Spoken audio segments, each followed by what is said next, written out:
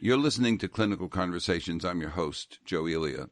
Dr. Kristi Koenig is Medical Director for Emergency Medical Services in the County of San Diego, which, as of this afternoon, Saturday, March 28th, had about 420 confirmed COVID-19 cases with 6 deaths. The county is lucky to have her, if I may say so, because she's co-edited a definitive textbook on disaster medicine, and arguably the novel coronavirus epidemic qualifies for entry into that club. Dr. Koenig is Professor Emeritus of Emergency Medicine and Public Health at the University of California Irvine School of Medicine. And she was also, I should say, a longtime contributor to NEJM Journal Watch Emergency Medicine. Welcome to Clinical Conversations, Dr. Koenig. Thank you very much for having me. So what are you seeing there in San Diego? Well, we're very concerned in San Diego, as is the rest of the country, and we're taking a 3-pronged approach on the ground in San Diego. Number 1 is to flatten the epidemic curve. Number 2 is to increase surge capacity for our healthcare system. And number 3 is to focus on using an incident command system to coordinate all of our needs and resources. And I can explain each of those in more detail if you'd like. I recognize the incident command. I recognize it from having looked at your textbook a few years back. So go ahead. Yes, in San Diego, we were very early to implement what's called NPI, non-pharmaceutical interventions, to try to spread out the diseases over time so that we don't have as great a chance of hitting a peak number of diseases early on, which could exceed our healthcare capacity. This is the so-called flattening of the epi curve. I'm sure people have seen, even on the news, people are getting educated in epidemiology these days. Yeah. And the idea with that is we won't necessarily decrease the total number of patients, but if we can spread patients out over time, we can potentially continue to care for everybody in our healthcare system.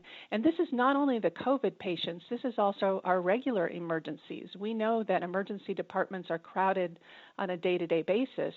And so by using these interventions, which are called things like social distancing, although it's not really social distancing, it's more physical distancing, right? We still can keep in contact with people. And other types of interventions to try to prevent the rapid spread of the disease, we can make a huge difference. It's complicated because we may not see the effects for a week, 2 weeks, or even more because there are already people in our communities who are incubating the disease that have not had symptoms yet or not. Some people never have symptoms, but who have not presented yet to our healthcare system. The second thing would be for surge capacity, and we've developed a concept about 20 years ago, along with my colleague, Major General Donna Barbish, for the 3S concept of surge capacity, which is stuff, staff, and structure. And we find it very helpful to organize everything around stuff, staff, and structure. And I can explain that in more detail if you'd like. Yes, and I would guess that the stuff is going to include things like masks.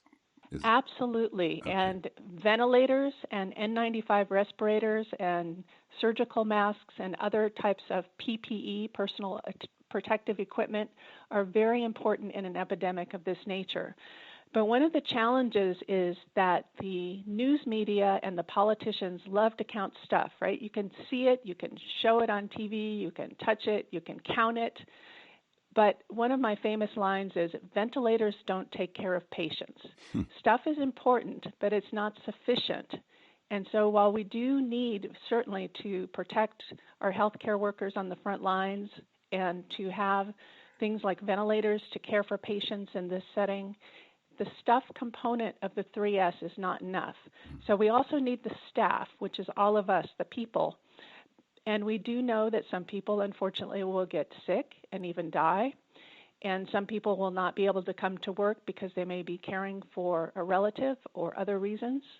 So we have to account for probably maybe perhaps 30% of people will not be able to come to work or not be willing to come to work. And we also need specialists in the staff. So it's not just the total number, but we need people with specialized expertise. For example, infectious disease specialists, critical care specialists. And then the third component is the structure, and that is the physical location where we care for patients. And what we're seeing now is we're being very innovative, and I think actually this is going to help us after we get through all of this to have better capacity in our healthcare system. We're seeing alternate care sites develop. We're seeing field hospitals. We're seeing the military, for example, the Mercy just arrived in Los Angeles today, I believe. We're seeing things like tents being put up outside hospitals to do screening. In San Diego, we're also looking at behavioral health care centers outside hospitals. We're seeing telemedicine, telehealth popping up. So lots of things for the structure piece as well, where we care for patients. So again, stuff, staff, and structure is very helpful to organize all the components we need to increase the surge capacity of the system. We've chatted before when the second edition of your textbook came out, and you, or maybe it was Dr. Schultz, mentioned that the third edition should include a chapter on how to prepare oneself to participate in responding. Do you have any advice for clinicians now about to face the challenge of a surge in demand? Yes, we definitely need clinicians, and one of the most challenging things about this event is the psychological piece of it. People who are working on the front lines are seeing their colleagues get sick and unfortunately likely even die, and it's very difficult. Or they may have a situation where they don't have enough resources, and we're used to taking care of everybody. So keep focused on what we're doing to take care of patients and take care of your own mental health. There's lots of resources online for mindfulness and other types of techniques you can use. Make sure that even though we're physically distancing, that we're still connecting socially with others. When I was going through your textbook again, I noticed the mention of the incident command system. Talk a little bit about that, if you would. An incident command system is necessary to coordinate all of the resources that we need. What happens is people want to help, and they have good ideas, and they try to work outside the established system, and we're seeing it everywhere. It takes up people's time to respond to well-meaning requests, spontaneous volunteers, spontaneous donations, as opposed to if everything can be funneled into the incident command system, it can be coordinated as needed to help manage the disaster. And these are systems that are practiced both in hospitals. We usually use something called the hospital incident command system, in the pre-hospital setting, in all levels of government, and there are liaisons between the various incident command systems so that you can coordinate and do something that's on a regional, statewide, and even national basis that otherwise would be overwhelming to try to manage. At the beginning of an incident like this, what would you do typically with the incident command system? Would you put out something immediately saying, look, we understand you'd like to volunteer, or if you want to volunteer, if you want to bring food, masks, or whatever? One of the portions of the incident command system would be the logistics section. So the incident commander could refer a volunteer idea to that section who could decide how to best integrate it into the overall response. The U.S. is in mitigation mode right now as opposed to trying to prevent the entry of the virus into the country. Actually, I wouldn't agree with that. Oh, you wouldn't? Okay. So tell me how I'm wrong there. The U.S. has different phases right now of the disease. So, for example, in New York and some other emerging areas at the time we're making this recording, such as New Orleans and Chicago and Los Angeles, they're a little bit farther along that epidemiologic curve in terms of the rise in cases. But there are some parts of the United States where there are very few cases, or at least few that we know of, and so they're probably earlier on in time. I would say in San Diego, for example, we're not quite on the same upslope as they are in some other parts of the country like New York.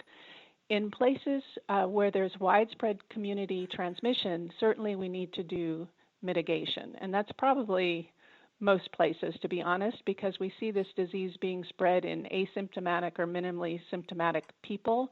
And that's why this stay-at-home message, the social distancing, is so important to flatten that curve.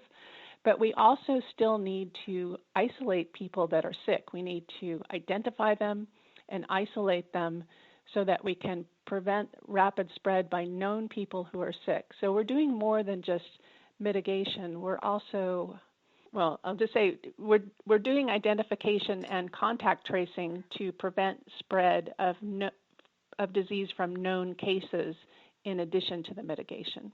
So over the past month, I mean, you started the month with one case in San Diego, and now we're up to many more than that. What have you seen over that time, Dr. Koenig, that has changed your mind? You know, it's been very interesting in San Diego because we've had several disasters within the disaster, if you will. Let me explain what I mean. We have the local military base, Miramar. You may have seen on the news that when we were repatriating people from Wuhan, they came into a federal quarantine. So we've been closely collaborating and have a strong relationship with the federal entities such as the CDC and what's called the ASPR, the Assistant Secretary for Preparedness and Response, which is located in HHS at the federal level, and also the state, because in the U.S., the way things are organized, it's local to state to federal in terms of how the resources work.